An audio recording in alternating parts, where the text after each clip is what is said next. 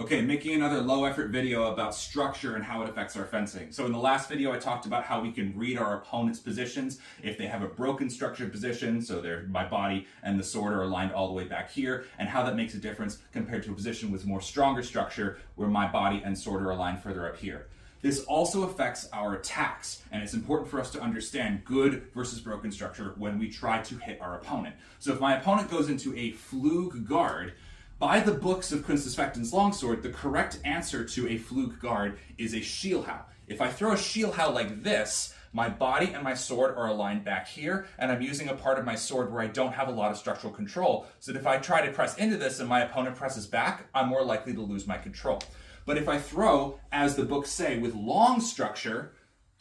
and I throw long like this, so my body and sword are fully aligned, if my opponent presses into this, I have more structural control.